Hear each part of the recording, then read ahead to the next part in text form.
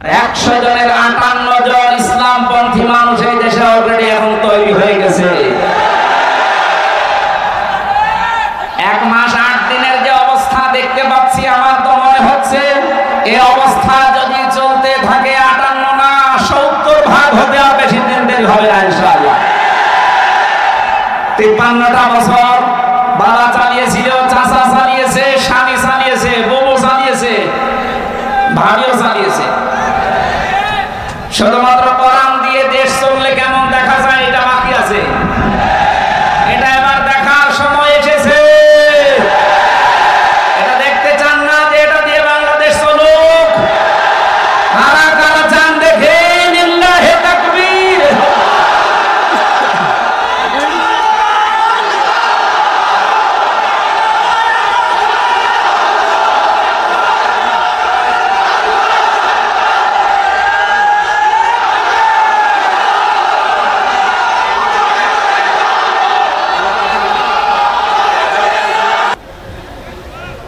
বাংলাদেশ দ্বিতীয়বার স্বাধীন হওয়ার পরে আমরা শুনছিলাম ঘোষকের মুখ থেকে বৈষম্য বিরোধী ছাত্র আন্দোলনে যারা জীবন দিয়েছে, আপনাদের এই পাশের বিভাগ রংপুর, এটা তো রাজশাহী বিভাগের ভেতরে, পাশের বিভাগ রংপুরের কৃতি সন্তান, বীর সন্তান শহীদ আবু সাইদ। কিছুদিন আমি আগে গিয়েছিলাম তার কবরে। তার বাবা বলছিল যে ছোটবেলা থেকে প্রতিবাদী, মুসলমানদের এইটাই হওয়া উচিত। আমরা তো বিড়ালের জাতি না, আমরা সিংহের জাতি, আমরা প্রতিবাদী। প্রতিবাদ বন্ধ হয়ে গিয়েছিল, এই জন্য 15.5 বছরে সালেমরা যা ইচ্ছা তাই করেছে।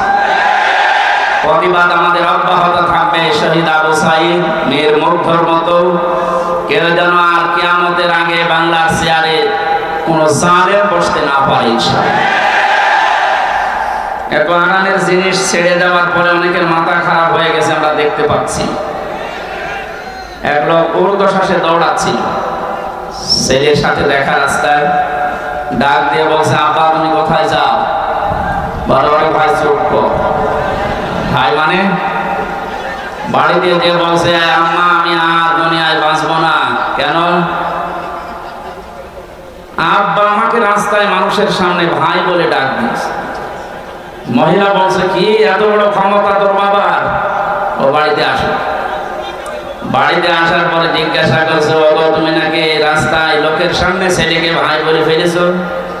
বলছে, ওরে মা, গরু হারালে এরকম হয়। 50-60 হাজার টাকার একটা গরু হারিয়ে গেলে যদি অবস্থা হয়, এরকম একটা অবৈধ রাষ্ট্র হারিয়ে গেলে কি অবস্থা হয় বুঝতে পারছেন না? মাথা এখনো ঠিক হয়নি। এজন্য গতকালকেও বলেছে আমি পদত্যাগ করিনি। পদত্যাগ করিনি এই ভিডিও কি বানানো নাকি? রাষ্ট্রপতি নিজেই বলছে উনি আমার কাছে পদত্যাগ পত্র জমা দিয়ে গেছে, আর আপনি বলছেন করেননি। এত লোভ আপনার ক্ষমতার। বোঝা যাচ্ছে গরু হারালে মানুষের মাথা যেমন খারাপ হয়ে যায়, আপনারও মনে হয় খারাপ হয়ে গেছে। এজন্য ওনার ছেলে পরশুদিন স্ট্যাটাস দিয়েছে, আমার মার মাথা খারাপ, ওনার কথা আপনারা কিছু মনে করবেন না। তার আগের দিনে স্ট্যাটাস দিয়েছে, জয় সাহেব, দেশের মানুষ আমার মাকে কুকুরের মতো তাড়িয়ে দিয়েছে। কি সুন্দর সুন্দর স্ট্যাটাস, সুবহানাল্লাহ বলেন। সুতরাং শোকে দুঃখে যারা উল্টাপাল্টা বকছেন, জালেমদের দোসর এখনো যারা এদেশে ছড়িয়ে ছিটিয়ে আছে, তাদেরকে সাহস জোগাতে অনেকে বলছে চট করে ঢুকে পড়বো, আসেন। কত মানুষ অনেকের চামড়া দিয়ে ডোকে বাঁচাবে বলে বসে আছে, বিশেষ করে আবু সাইদের মা। আপনাকে যদি পাই সত্যি আপনার এক টুকরা চামড়া ওর লাগবে। বহু মানুষ এরকম ছাড়া অনেক কিছু হারিয়েছে, আশায় আছে। আমরা দেখতে পাচ্ছি এদেশের অনেকে এখন একটু সুর লাগিয়েছে যে ওনাদেরকে সামনে আনতে দিন। এটা কিন্তু একটা টোপ, ভুলেও আপনি টোপ গিলবেন না। যদি বাইরে আসেন, এই যে জনপ্রশাসন মন্ত্রণালয়ের যিনি কালকে ধরা পড়েছে, ও মনে করেছিল যে সব সহজ হয়ে যাচ্ছে, যেই বের হয়েছে দরবেশের মতো ধরা খেয়েছে। আশা করছি আপনি ভুল করবেন না। কোরআনে কারিমের এই অনুষ্ঠানে যেহেতু নবীর জীবনী শোনার জন্য আমরা এসেছি, এই পৃথিবীতে শ্রেষ্ঠ অনুষ্ঠান দুইটা, কোরআনের আলোচনা আর নবীজির আদর্শের আলোচনা। এর উপরে দুনিয়ার কোনো উত্তম আদর্শ, উত্তম আলোচনার অনুষ্ঠান নেই। এটা এখন ইবাদত চলছে, যে ইবাদতে কষ্ট বেশি হয় ওই ইবাদতে সওয়াব বেশি হয়।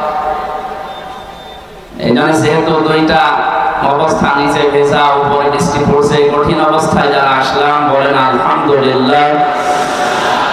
দরুদ আর সালাম পড়ছি আমাদের নবী মুহাম্মদ রাসূলুল্লাহ সাল্লাল্লাহু আলাইহি ওয়াসাল্লামের প্রতি। অবস্থা ভালো না, এখন আমি খুব তাড়াতাড়ি করছি। কোরআনে কারিমের ৬৬৬৬ আয়াত থেকে মাত্র ২টা আয়াত পড়েছি।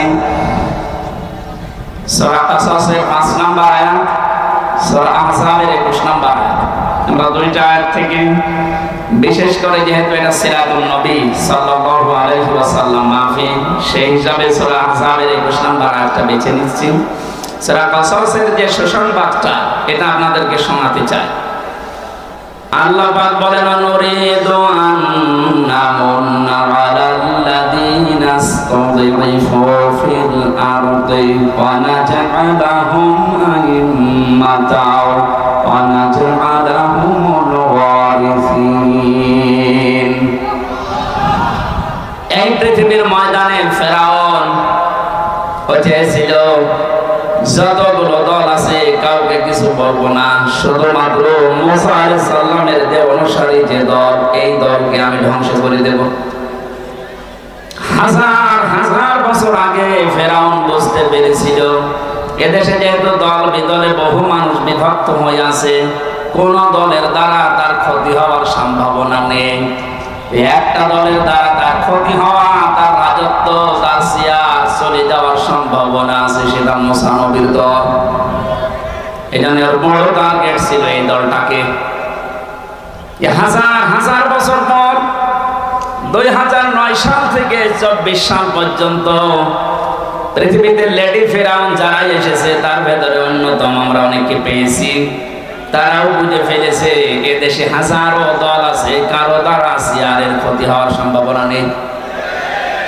একটা দলের দ্বারা এদেশের চেয়ার নড়ে যাওয়ার সম্ভাবনা আছে। সে দলের ভেতরে আমরা 4টা জিনিস পেয়েছি। কোন দল যদি কেউ গঠন করে, সূরা আলে ইমরানের ভেতরে 4টা বিষয় আল্লাহ জানিয়েছেন। 104 নম্বর আয়াত। দল করতে আমরা জানি 4টা জিনিস লাগে। 1 নম্বরে নেতা লাগে। কি লাগে? নেতা ছাড়া দল হয়? কোরআনে কারিমের জন্য বিশ্ব নবীকে আল্লাহ হে নেতা এই শব্দ বলে ডাক দিয়েছেন। ইয়াসিন।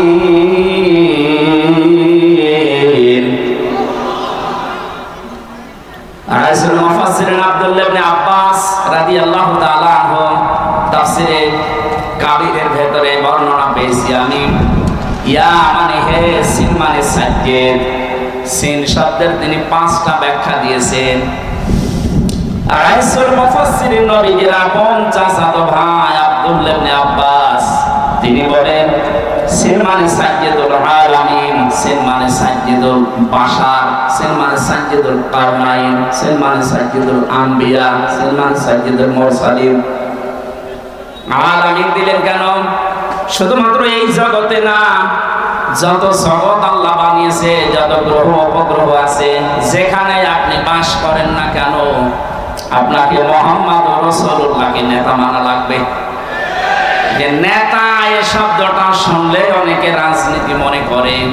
এটা শুধু রাজনীতি না, এটা আখিরাতের সাথে জড়িত বিষয়। কারণ মানুষকে মরণের উপরে আল্লাহ যখন বিচারের জন্য ডাকবেন, তখন একা ডাকবেন না, ডাকবেন নেতা সহ। ইয়াউমা নাদউ কুল্লা উনাসিন বিইমামিহিম। সূরা বানী ইসরাঈলের ৭২ নম্বর আয়াতের প্রথম অংশে আছে, আল্লাহ পাক বলেন কিয়ামতে প্রতিটি মানুষকে আমি আল্লাহ আমার সামনে বিচার করার জন্য ডাকবো তার নেতার সাথে। ও বগুড়াবাসী, আগে নেতা, পেছনে কর্মী। আপনার বিবেকে কি বলে বলেন তো? আপনি এই পৃথিবীতে যে নেতার আদর্শ মানেন, যার পেছনে স্লোগান দেন, ওই লোকটা যদি সামনে থাকে, আপনি যদি পেছনে থাকেন, ওর যা সোরাত সিরাত, ওর যা চরিত্র আপনি তো সবই জানেন। আপনার কি মনে হচ্ছে আল্লাহ পাক যদি ওর সামনে দেখে, আপনাকে পেছনে দেখে, আপনার যা ভালো আছে আছে, ওর যা অবস্থা আল্লাহ মাফ করবে বলে মনে হয়? ওরে দেখে তো আল্লাহ রাগ হয়ে যাবে। অনেকে মনে করে যে আমি তো নামাজ পড়ি, রোজা রাখি, আমার দাড়ি আছে, পাগড়ি আছে, জব্বা আছে, আমি নবীর মিলাদ পড়ি, হজ করে আসলাম, আমার বউ পর্দায় থাকে, এরপর আল্লাহ জাহান্নামে দেবে। কেন দেবে একটু শোনেন। সূরা আরাফ 8 নাম্বার পারার 20 নাম্বার পৃষ্ঠার 3 নাম্বার লাইনের 83 নাম্বার আয়াতে আছে, ফানজাইনাহু ওয়া আহলাহু ইল্লা মারাতা কানাত মিনাল গাবিরিন। আল্লাহ পাক বলেন দুইজন ফেরেশতাকে আমি পাঠিয়ে দিলাম হযরত হুদ আলাইহিস সালামের জামানায়, দুইজনকে লূত আলাইহিস সালামের জামানায় আসরের সময় পাঠিয়ে বললাম আপনার উম্মতদেরকে নিয়ে আপনি এখান থেকে চলে যান, মাগরিবের সময় আল্লাহর গজব এখানে নাযিল হবে, সবাইকে নিয়ে যাবেন, কিন্তু ইল্লা মারাতা আপনার স্ত্রীকে নেবেন না। বগুড়াবাসী খুব খেয়াল করে মিলান। প্রশ্ন আসতে পারে আমাদের যে হুদ লূত নবীর স্ত্রীর চরিত্র খারাপ ছিল? না, পৃথিবীর কোন নবীর স্ত্রীর চরিত্র খারাপ ছিল না, কারণ কোন হারাম রক্তের ভেতরে আল্লাহ নবীদের রক্ত প্রবেশ করার নাই। কারণ প্রতিটি নবী এই পৃথিবীতে নেতা ছিলেন, নেতাদের চরিত্র যদি খারাপ হয়ে যায় পেছনে যারা আসবে ওদের চরিত্র আরো খারাপ হবে। এজন্য কোন নবীর রক্ত আল্লাহ হারাম রক্তের ভেতরে প্রবেশ করার নাই। অথচ পৃথিবীতে আমরা অনেককে দেখি বিশ্ব নেতা বলে দাবি করে, অথচ জন্মের ঠিক নেই। আপনারা আবার এই দেশে মনে করেন না, অনেক দেশে আছে। তাদের জীবনীগুলো পড়লে দেখা যায় বাবা এক ধর্মের, মা এক ধর্মের, ও জন্মের ঠিক থাকে কি করে? নেতা হওয়ার জন্য যে আদর্শগুলো 7টা পেয়েছি আমি আয়াতের তাফসিরে। হযরত লূত নবী আলাইহিস সালামের যত কিছু ছিল সবকে আপনি নিতে পারবেন, কিন্তু স্ত্রীকে নেবেন না, যদিও তার চরিত্র খারাপ ছিল না। লূত নবীর স্ত্রীর চরিত্র ভালো ছিল, সে চরিত্রহীনা ছিল না, কিন্তু যখন আল্লাহ গজব দিলেন তার স্ত্রীকে আল্লাহ ধ্বংস করে জাহান্নামে দিয়ে দিলেন। আমি একটা দুইটা না, যতগুলো তাফসীর আমার জীবনে দেখেছি সব মুফাসসিরে আয়াতের ব্যাপারে একমত। আমি এটা প্রথমে বুঝছিলাম না, জেলখানা যাবার পরে আপনাদের এই পাশের বিভাগ রংপুর বিশ্ব ইসলামী আন্দোলন বাংলাদেশ জামাত ইসলামের সহকারী সেক্রেটারি জেনারেল ছিলেন জনাব এটিএম আজহারুল ইসলাম। মাঝে মাঝে আমার কাছে বই পাঠাতেন। প্রোডাক্টিভ মুসলিম বলে একটা বই আছে, ওনার কাছে প্রায় 100 উপরে বই ছিল, কিন্তু হিন্দু কারারক্ষী এই কারণে ওনার কাছে বই থাকতে দিত। বই যদি কাছে থাকতে না দেয় বাধ্য হয়ে যারা ইসলাম বোঝে, ইসলাম প্রচার করে এরকম মানুষের কাছে পাঠিয়ে দিত। আমার সাথে যেহেতু পরিচয় ছিল এই জন্য মাঝে মাঝে কারারক্ষীদেরকে বলতো হামসাকে বইগুলো দিয়ে আসো, ও যেন শেষ করে, করার পরে যেন বাইরে এগুলো প্রকাশ করে। তার ভেতরে এই তথ্যটা পেয়েছি আমি। লূত নবীর স্ত্রীর চরিত্র ভালো, সে চরিত্রহীনা ছিল না, তারপরে আল্লাহ তাকে ধ্বংস করে দিয়েছেন একটাই মাত্র কারণ। সব মুফাসসিররা জানিয়েছেন সে তলে তলে চরিত্রহীন লোকদেরকে সাপোর্ট করত। বগুড়াবাসী আপনি এখান থেকে কিছু নেবেন না, আপনার চরিত্র ভালো, আপনি নামাজ পড়েন, রোজা করেন, আপনার বউ পর্দায় থাকে, কিন্তু এমন মানুষকে আপনি সাপোর্ট করেন যার চরিত্র ভালো না, এরকম মানুষ দেশে নেই। লূত নবীর স্ত্রীকে যদি আল্লাহ চরিত্রহীনদের সাপোর্ট করার কারণে জাহান্নামে দেয়, আপনাকে দেবে না মানে? এখানে যার পেছনে থাকবেন খুব খেয়াল করে, এটা দুনিয়ার বিষয় হলে আল্লাহর কসম আমি বলতাম না, এটা সম্পর্ক আখিরাতের সাথে। এই পৃথিবীর ময়দানে যার আদর্শ ঠিক নেই, নেতা ঠিক নেই, এ মারা যাওয়ার পরে কিতাবুল মুফরাদের ভেতরে হাদিস পেয়েছি, আলাদাবুল মুফরাদ, ও মরণের সঙ্গে সঙ্গে বিনা হিসাবে বিনা বিচারে জাহান্নামী। আমি আপনাদেরকে বাঁচাতে এসেছি। এখন যদি আপনি বাঁচতে না চান, যান আপনার বিবেকের উপরে ছেড়ে দিলাম। আমি দেখতে পাচ্ছি কোরআনের চোখ লাগিয়ে যে আপনি জাহান্নামে যাচ্ছেন। আসেন, ফিরে আসেন। এখনো পশ্চিম দিকে সূর্য ওঠে নাই, এখনো পর্যন্ত তওবার দরজা বন্ধ হয়ে যায়নি। ফিরে আসেন, এটা দুনিয়ার বিষয় না। বগুড়াবাসী বহু ভালোবাসি আপনাদের, এটা দুনিয়ার বিষয় না, এটা আখিরাতের সাথে সম্পৃক্ত। আপনি ধরা খাচ্ছেন। সাইয়্যিদুল বাশার আল্লাহ দিয়েছেন, সাইয়্যিদুল আলামিন দিয়েছেন। যদি বলেন আমি বগুড়ায় না, আমি কুষ্টিয়ায় বাস করি, কুষ্টিয়া কি পৃথিবীর ভেতরে না? শুধুমাত্র 228টা রাষ্ট্র নিয়ে পৃথিবী গঠিত। এখান থেকে আরো যত গ্রহ আছে, কেউ যদি বলে আমি মঙ্গল গ্রহে বাস করি, ওইটা কার? কেউ যদি বলে চাঁদের দেশে বাস করি, ওইটা কার? ওখানে আপনাকে নবীকে নেতা মানা লাগবে। ইয়াতানাজ্জালুল আমরু বাইনাহুন্না, প্রত্যেকটি জায়গায় আল্লাহর বিধিবিধান নাজিল হচ্ছে ওই সৃষ্টি দেখে দেখে। কেউ যদি বিজ্ঞান মঙ্গল গ্রহে নিয়ে যে বলে আমি এখানে বাস করব, আমি আর পৃথিবীতে যাব না, আপনাকে ওখানে যতদিন বসবাস করবেন বিশ্ব নবীকে আদর্শ নেতা মানা লাগবে। মাস্ট বি, না মানলে আপনি জাহান্নামে। দল করতে প্রথমেই নেতা লাগে। আমাদের যে নেতা আমরা পেয়েছি, পৃথিবীর শ্রেষ্ঠ নেতা, এর চাইতে বড় নেতা দুনিয়ায় আছে আর? আমরা যাব চরিত্রে। 2 নম্বরে লাগে আমরা জানি সংগঠন। পৃথিবীতে বহু সংগঠনের নাম আমরা পেয়েছি। বাংলাদেশ জামাতে ইসলামী, এর ভেতরে যে শব্দগুলো দিয়ে গঠিত আপনি তাকান। অনেকে বলে মওদুদি বানিয়েছে, আরে শয়তান বানিয়েছে। যে আপনি লক্ষ্য করেন শব্দের দিকে, জামাতে ইসলামী, ইসলামের দল, এর চাইতে আর সুন্দর জিনিস কি থাকে? এই শব্দটা নেওয়া কোরআনে কারীমের সূরা আলে ইমরানের 104 নম্বর আয়াতের প্রথম অংশ থেকে। ওয়ালতাকুম মিনকুম উম্মাতুন, এই যে শব্দ থেকে। 3 নম্বরে লাগে আমরা দেখেছি প্রতীক লাগে। এই পৃথিবীর সর্বশ্রেষ্ঠ প্রতীক হচ্ছে দাড়িপাল্লা। আপনি বাংলাদেশের হাইকোর্টে যান, সুপ্রিম কোর্টে যান, দেখবেন একটা দাড়িপাল্লা টাঙানো আছে। কথা বলছেন? কেন টাঙিয়েছে সরকার? এ বাংলার 18 কোটি মানুষকে বোঝাতে চাই যে বাংলাদেশের বগুড়া জেলার ম্যাজিস্ট্রেট কোর্ট, জজ কোর্ট থেকে যদি তোমরা ন্যায় বিচার না পাও, হাইকোর্টে যদি না পাও, সুপ্রিম কোর্টে এসে দেখো দাড়ি পাল্লা টাঙানো আছে। এখানে পাল্লা একদিকে ঝুলে যাওয়া না, একেবারে সমান্তরাল। তার মানে সরকার বাংলার মানুষকে বোঝাতে চাচ্ছে যে এখানে আসলে ন্যায় বিচার পাওয়া যাবে। যে প্রতীক দিয়ে আমাদেরকে আপনি দেখাচ্ছেন যে এখানে ন্যায় বিচার কায়েম হয়, এই প্রতীকের মানুষগুলো যদি সত্যি সত্যি ওই জায়গায় যেতে পারে, ন্যায় বিচার কত প্রকার কি কি আপনি চোখে দেখতে পাবেন। বাংলাদেশ জামাত ইসলামীর কেন্দ্রীয় আমির, আমার তো মনে হয় আমার চোখে দেখা, আমি জেলখানায় ওনার সাথে যতদিন ছিলাম আমি দেখেছি তার ঈমান, তার আমল, তার আখলাক, এমনকি তার যে তাওয়াক্কুল আল্লাহর উপরে, যে ইখলাস নিয়ে তিনি কাজ করেন, এটা জীবিত ওলি একজন। এই মানুষটা ঘোষণা দিয়েছে বাংলাদেশে অনেকেই মেয়েদেরকে বোঝাচ্ছে, শ্বশুর ভয় দেখায় যে ইসলাম যদি ক্ষমতায় যায় তোমাদেরকে ঘর বন্দী করে ফেলবে।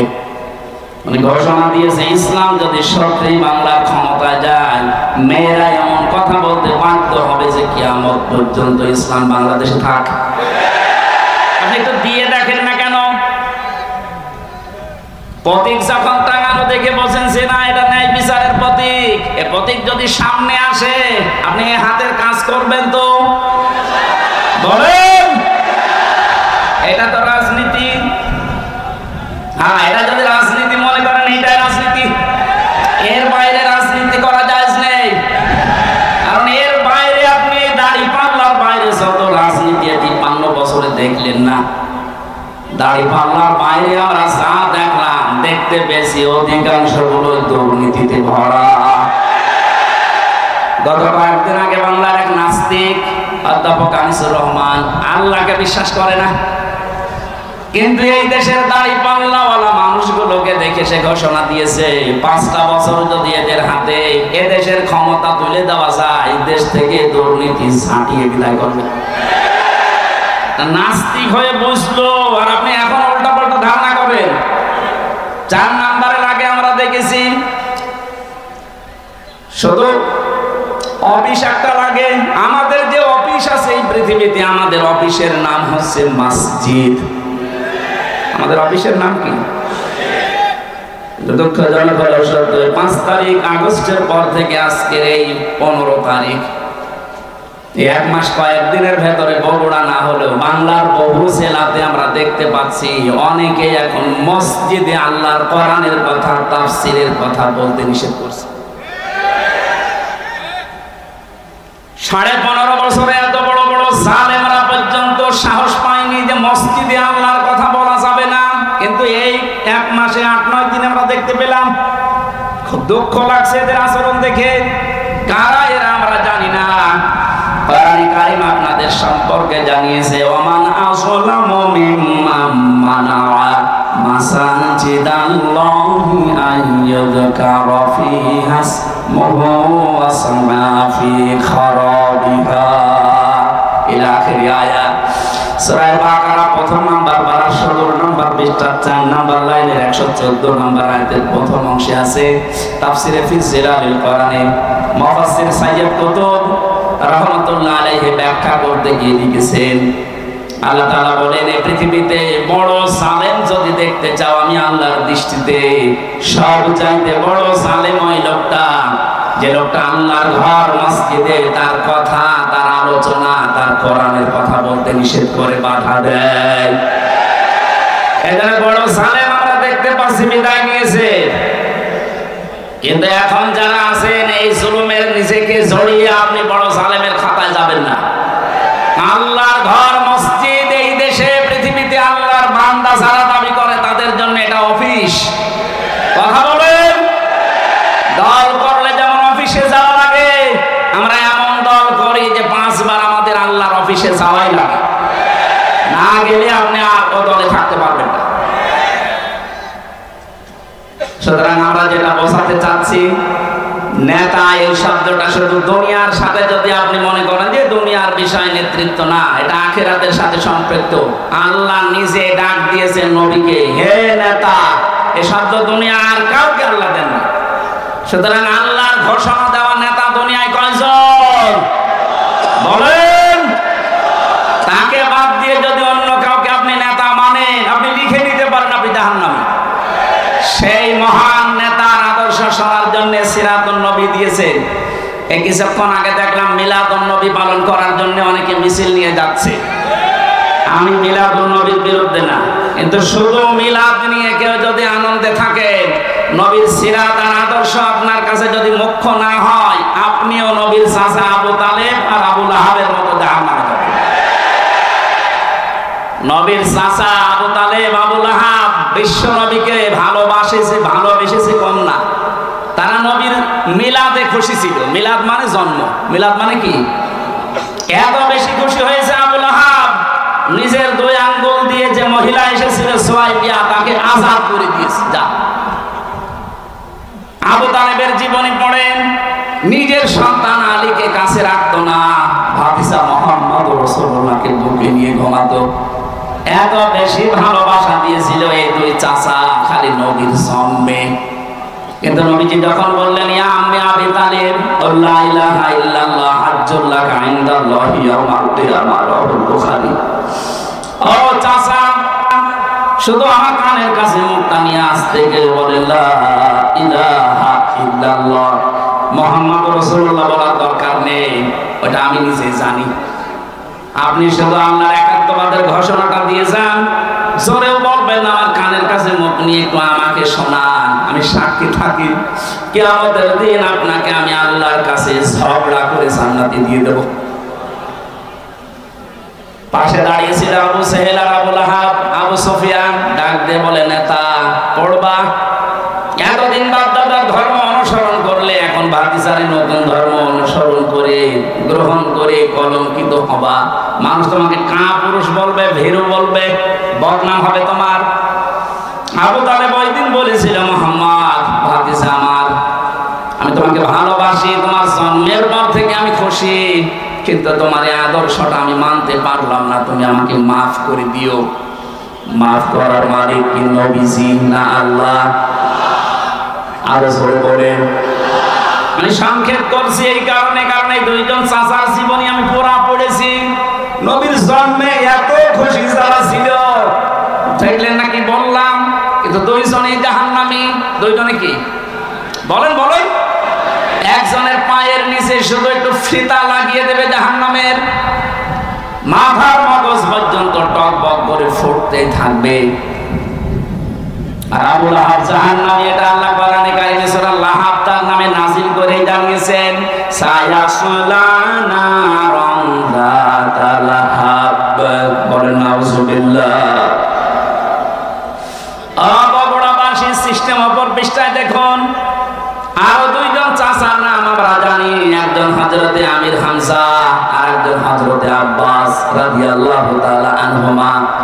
এই দুইজন চাচা শুধু নবীর জন্মের সময় খুশি ছিল তা না, ওরা নবীর আদর্শ পেয়েও খুশি ছিল। একজন চাচা হযরতে আব্বাস নবীর আদর্শ পেয়ে খুশি, তার প্রমাণ তার মুখের কথা, মান যাকা তামাল ঈমান মা রাদিয়া বিল্লাহি রাব্বা ওয়া বিল ইসলামি দীনা ওয়া বি মুহাম্মাদির রাসূলিল্লাহ সাল্লাল্লাহু আলাইহি ওয়াসাল্লাম নাবিয়্যান ওয়া রাসূলা। রাহু মুসলিম। হযরত আব্বাস বলেন, কেউ যদি ঈমানের স্বাদ পেতে চায়, সে যেন আল্লাহকে রব পেয়ে খুশি থাকে, ইসলামকে জীবন ব্যবস্থা পেয়ে খুশি থাকে, আর মুহাম্মাদুর রাসূলুল্লাহকে নবী এবং রাসূল স্বীকার করে খুশি থাকে। তিনি যে রাসূলের আদর্শ পেয়ে খুশি ছিলেন, এই কথাই তার প্রমাণ।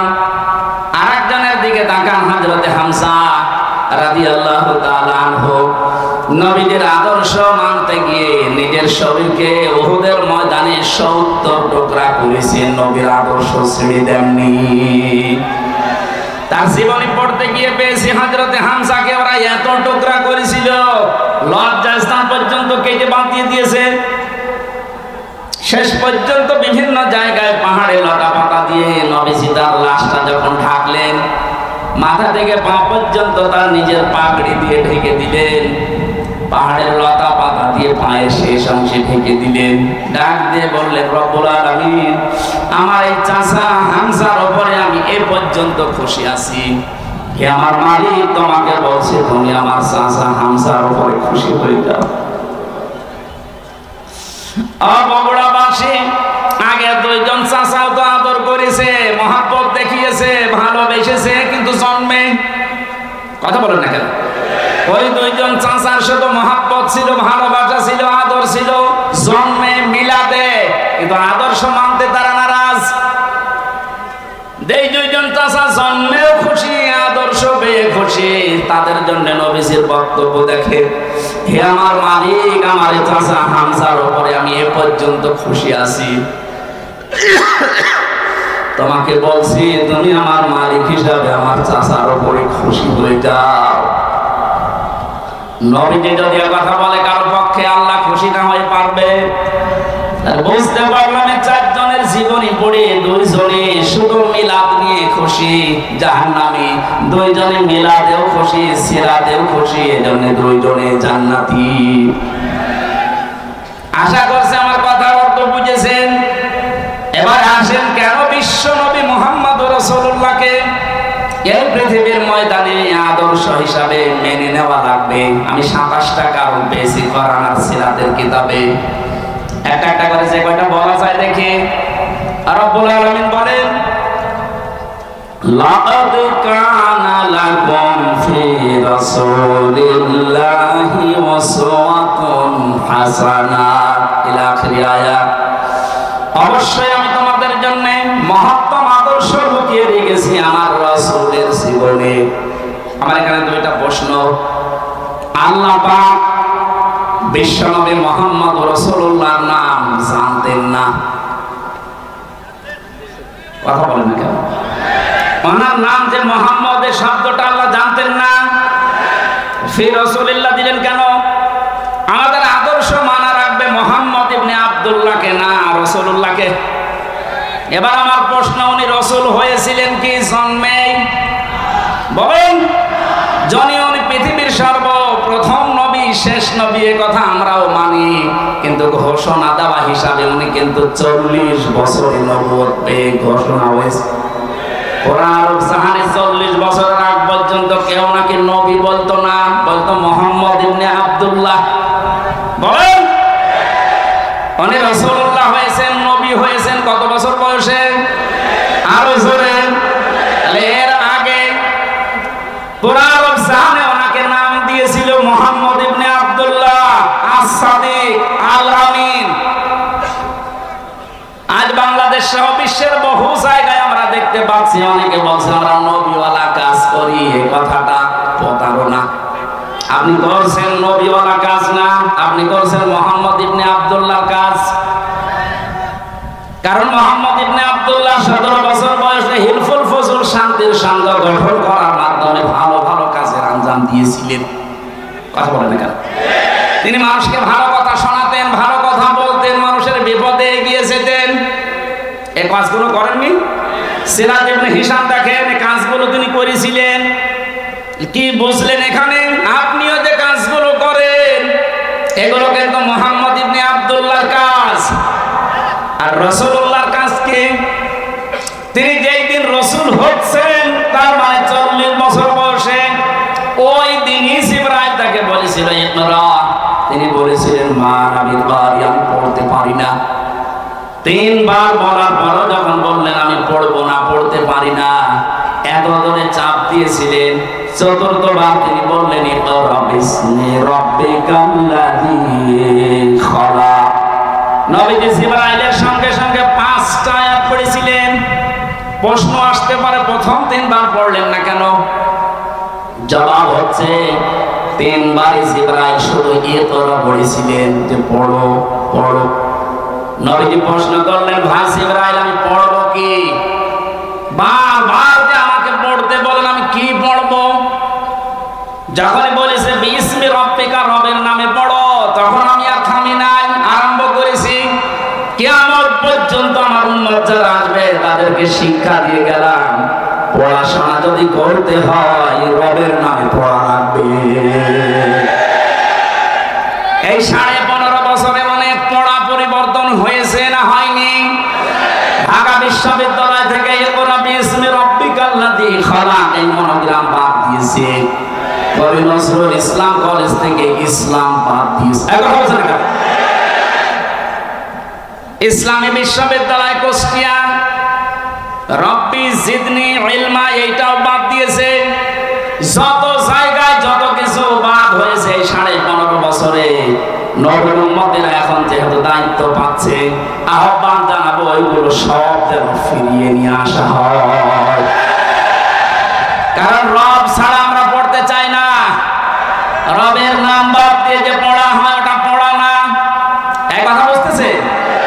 এখন প্রশ্ন আসতে পারে তাহলে অন্যান্য দেশ এত উন্নতি করে, তারা কি রবের নামে পড়ে? উন্নতি হয়েছে কিন্তু অবনতিও আছে। আমি সিঙ্গাপুর, মালয়েশিয়া সহ কতগুলো দেশ ঘুরে আসলাম, ওদের যে চরিত্র আমি দেখে এসেছি। বাকি যে দেশগুলোর নাম বললাম না, ফ্রি সেক্সের দেশ, লেখাপড়া ওরা আমাদের সাথে কম করে নাই। রাস্তার ধারে দাঁড়িয়ে মা বাবার সামনে জেনা করছে, এ কি মানুষ না কুত্তা? হ্যাঁ বলেন।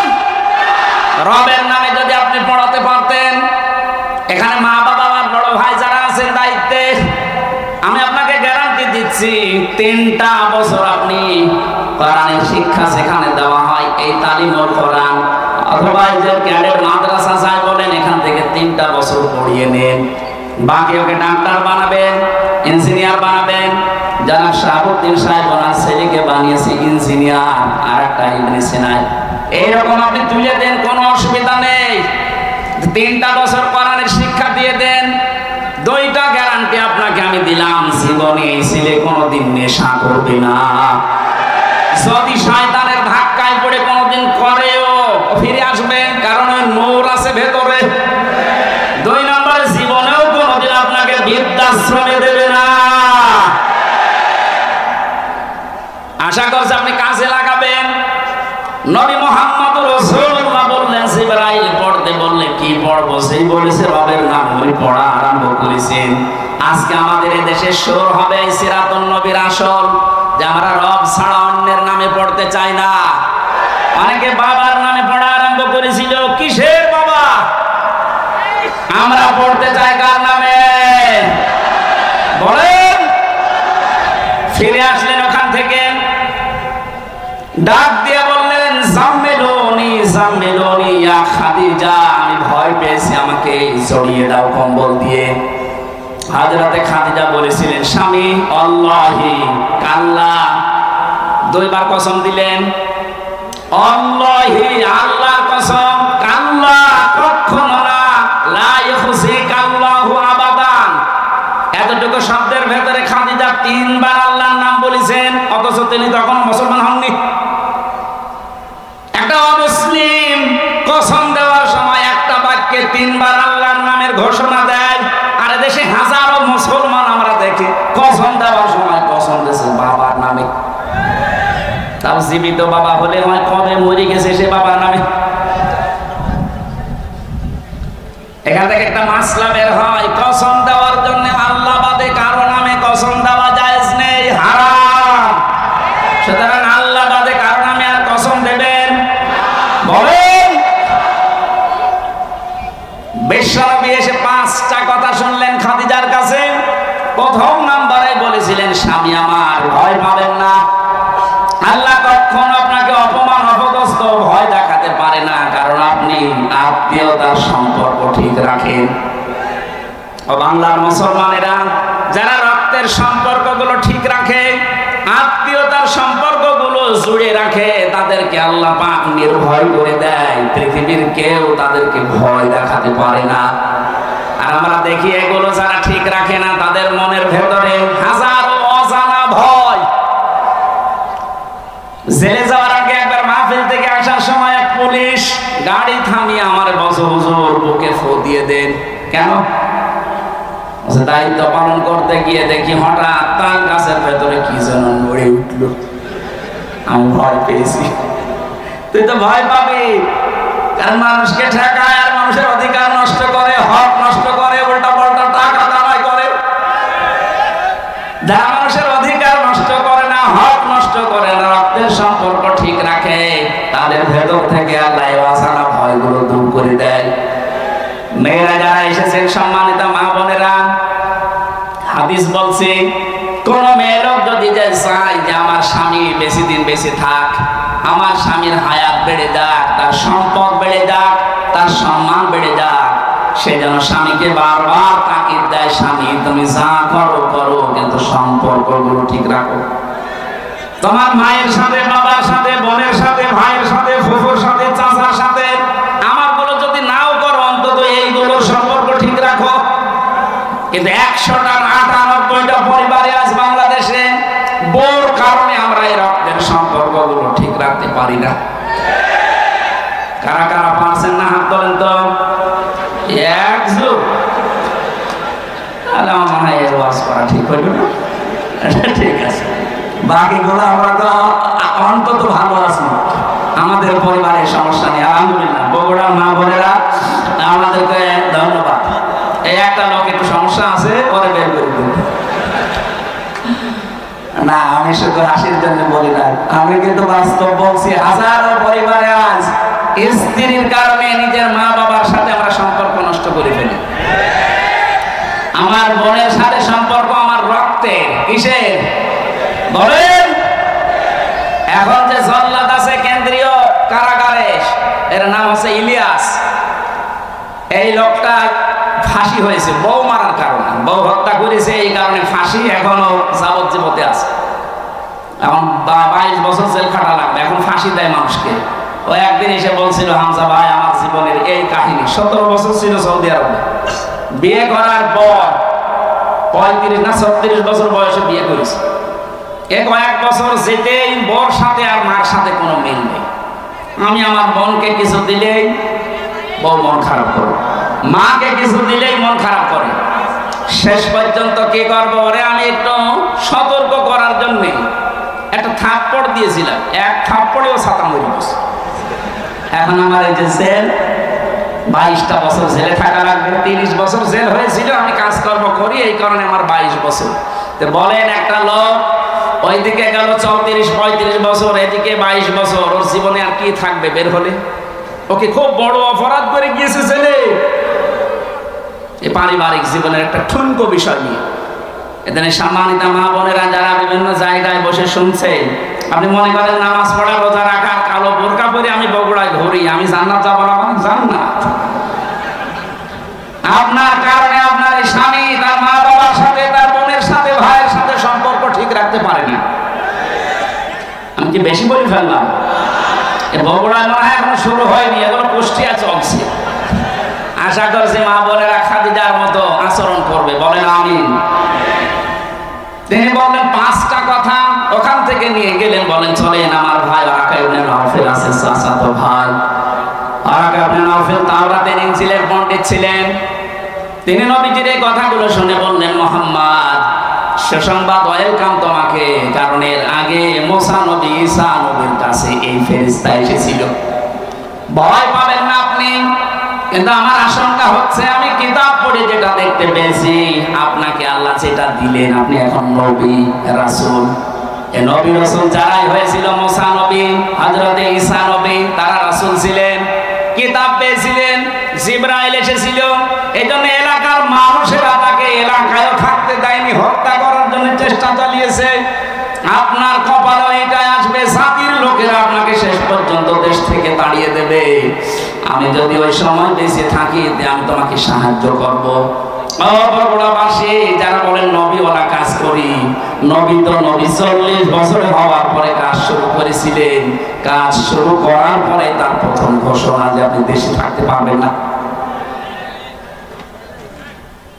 82 বার নবীকে হত্যা করার জন্য টার্গেট নিয়েছিল ইহুদিরা। সুতরাং নবীওয়ালা কাজ এই পৃথিবীতে তারা করছে যারা 24 ঘন্টা নবীর মতো আতঙ্কে থাকে, আর যাদের কোনো চিন্তা নেই, দুশ্চিন্তা গো ফুর্তি করছে। এ মানুষগুলো নবীওয়ালা কাজ না, এদের মোহাম্মদ ইবনে আব্দুল্লাহ কাজ হচ্ছে। নবীওয়ালা কাজ করতে হলে অবশ্যই 40 থেকে 63 এই 23 বছর অনুসরণ করা লাগবে। কথা বলে না কেন? এবার আসেন কেন করা লাগবে। 1 নম্বরে বিশ্ব নবীকে উসওয়াতুন হাসানা, এই শব্দটা আল্লাহ এমনি দেয়নি, দুনিয়ার কারো নামের আগে পরে শব্দটা আপনি দেখবেন না। ইব্রাহিম নবীর নামের আগে পরে আছে, সেটা আলাদা বিষয়, কিন্তু মুহাম্মদ রাসূলুল্লাহকে দিয়েছেন আল্লাহ। আমি 27টা কারণ বলছি। 1 নম্বরে বিশ্ব নবী মুহাম্মদ রাসূলুল্লাহর জীবনী আমাদের কাছে পরিষ্কার, এই কারণেই তিনি একমাত্র আদর্শ। দুনিয়ায় যার অনুসরণ আপনি করেন, কেউ বুকে হাত দিয়ে বলতে পারবেন না যে এই দেশে বঙ্গবন্ধু, জিয়াউর রহমান, মতিয়ার রহমান নিজামী, চারমোনাই পীর, যারা জয় দলে আছেন, কেউ গ্যারান্টি দিতে পারবেন না যে আমার এই নেতার চরিত্র 100% পরিষ্কার। পারবেন না। অথচ নবীজি নিজে জানিয়েছিলেন, আমার স্ত্রীরা, হে আমার সাথীরা, হে আমার সাহাবীরা, দিনের আলোতে রাতের আধারে আমার ভেতরে যা দোষটি দেখতে পাও সব খুলে খুলে মানুষকে বলে দাও। এটা বলার মতো মানুষের পৃথিবীতে আমরা কাউকে পাইনি। কারো জীবনী আমাদের কাছে পরিষ্কারও না, কারণ সে ছোটবেলায় কি করেছে, কার মুরগি চুরি করেছে, কার কাঁঠাল চুরি করেছে আমরা জানি না। কথা বলে না কেন? অথচ তার 63 বছরের জীবনে আপনি একটা কলম লাগাবেন, সে জায়গাও পাবেন না। কি সুন্দর কথা আল্লাহ তার নামে দিয়েছেন, খুলুকিন আযীম। আযীম শব্দটা বিশাল শব্দ। আল্লাহ বলেন এই নামটা আমি শুধু মুহাম্মদ রাসূলুল্লাহর চরিত্রে ব্যবহার করেছি। হ্যাঁ, ইসমাইল নবীকে আমি একটা নাম দিয়েছিলাম, আমার নাম গোলামিন হালিম, আমার সহনশীল বান্দা।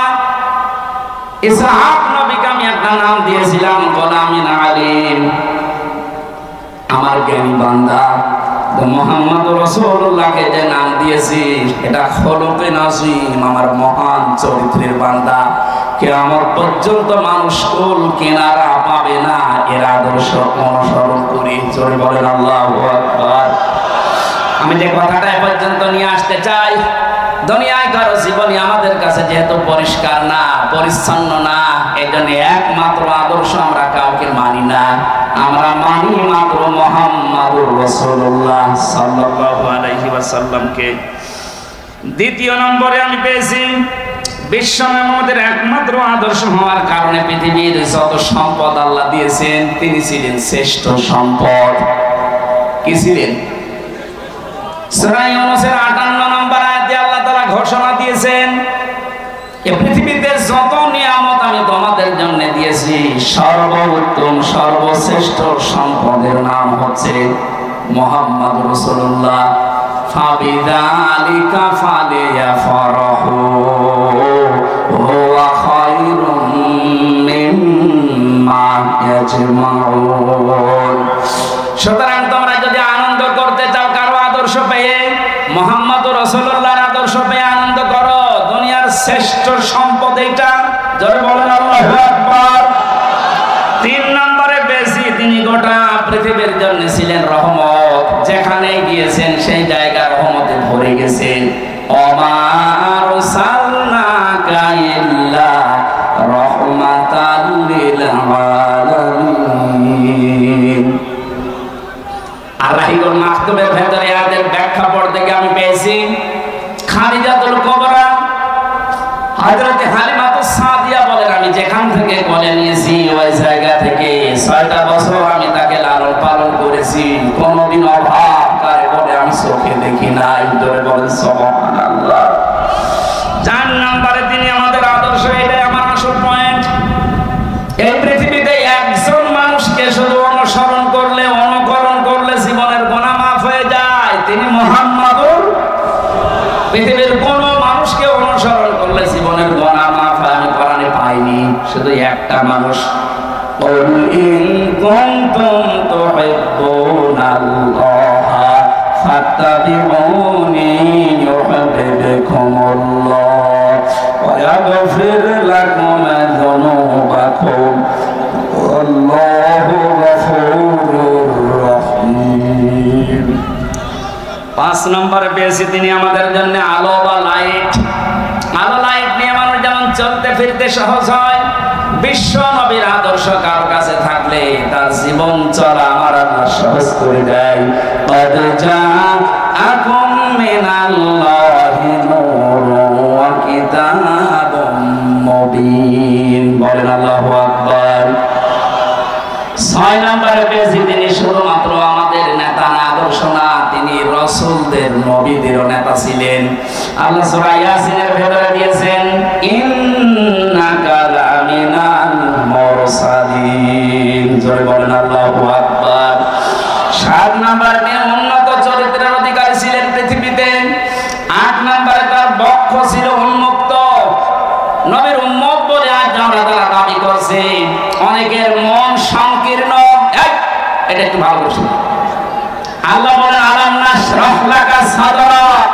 হে নবী, আপনার সিনাকে আমি উন্মুক্ত করে দেইনি, আপনার বুককে প্রসারিত করি নাই।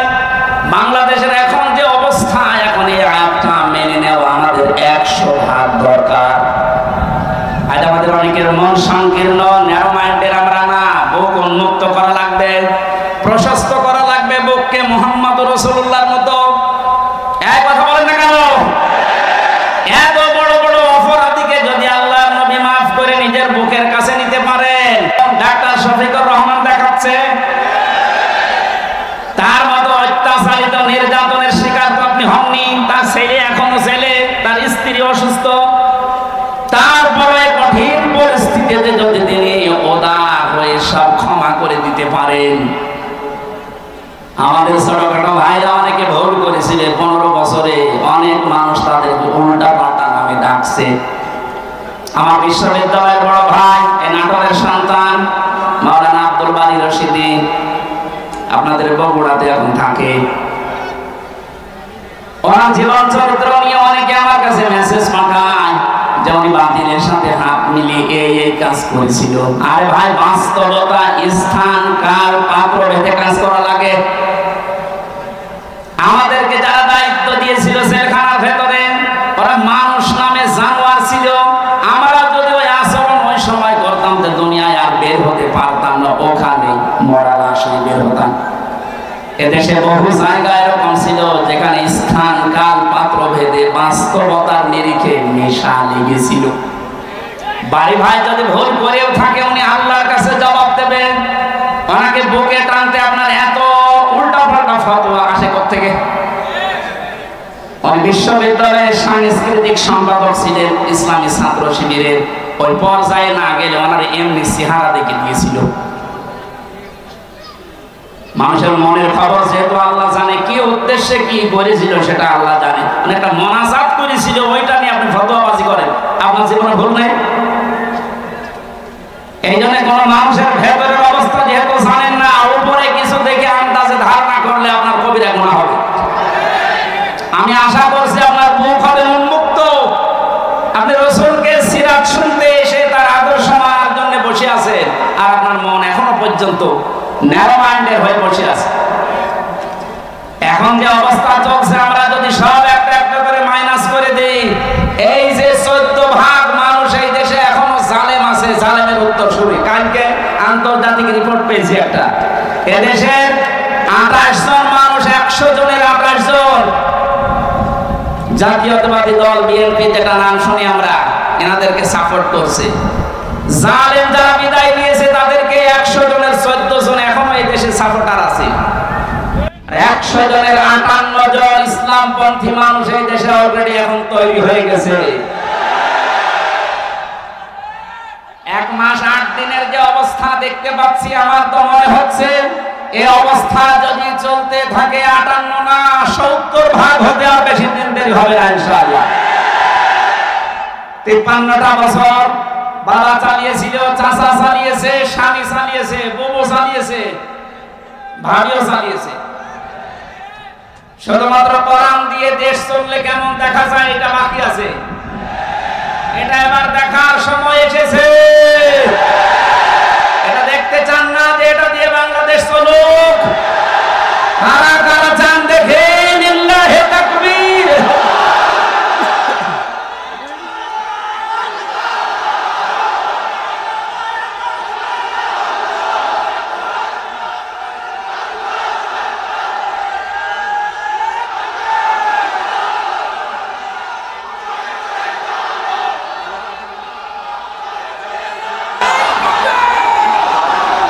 সম্মানিত ভাইরা, আমি যতগুলো নোট করেছিলাম এত কয়েক ঘন্টা লাগার কথা, 27টা কেবল চলছে, 7টা। এখন পুরাটা বলতে গেলে আপনাদের এখন মাগরিবের আজান হবে। এরপরে আজকে আমার সিরাজগঞ্জে মাহফিল আছে এসার পরে। এই মাহফিলটা আসলে বজলুর রশিদ মিয়া আমার চাচা জোর করে নিয়েছে। আমার যেহেতু মাহফিল আজকে 2টা ছিল, আর আমি পারছি না, কারণ ভেতরে থেকে যা খাওয়িয়েছে ওরা, আমিও পারি না, আপনারা ছাড়েন না, আল্লাহ আকবার হয়ে যাচ্ছে। আমার একটু বাঁচিয়ে রাখেন, যে গরু দিয়ে চাষ করে খাবেন, গরুই যদি মরে যায়, অন্তত আমার একটু ছাড় দেন। আমি পুরাটা শেষ করতে পারলাম না। আগামীতে কোনো জায়গায় আব্দুল বারী রশিদি, আব্দুল সালাম যুক্তিবাদী, এদের মাধ্যমে কয়েকটা মাহফিল নিয়েছে আপনাদের আশপাশে। যেখানে আসবো ইনশাল্লাহ ওখানে একটু আগে তুলে দেবেন, কথা বলবো। আজকের মতো মাফ চেয়ে বিদায় দিচ্ছি। সভাপতি সাহেব একটু